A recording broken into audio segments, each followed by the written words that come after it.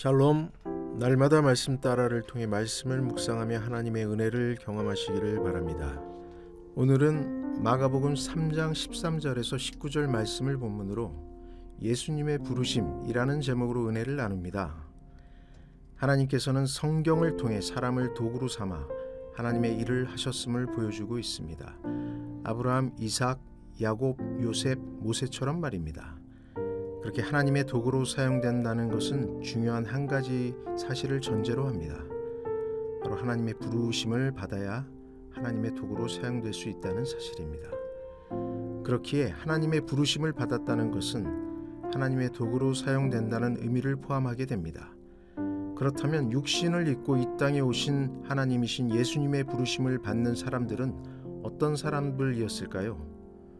우리가 잘 아는 12제자들은 어부세리 열신당으로 세상을 움직이는 사람들이 아니었습니다.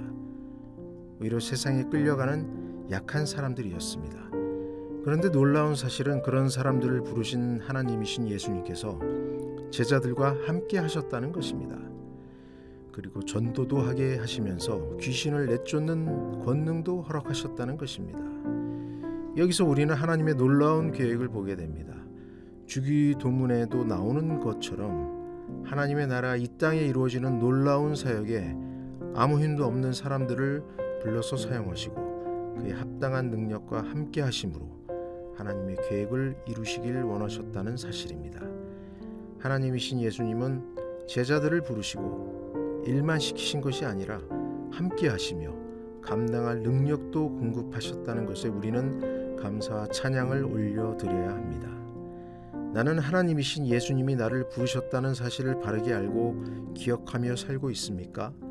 그 놀라운 부르심 안에 나를 하나님의 도구로 사용하시길 원하시는 놀라운 계획이 있다는 사실을 기억하며 오늘을 바르고 힘있게 살아갑시다. 나를 세상에 끌려가는 사람이 아니라 세상을 이끌어 가시는 하나님의 도구로 부르신 하나님께 감사와 찬양을 올려드립시다. 오늘의 기도. 세상에 끌려갈 수밖에 없는 우리에게 찾아와 주셔서 나를 하나님의 도구로 삼아 주시고 하나님께서 허락하신 능력으로 살게 하심에 감사함으로 살게 하소서.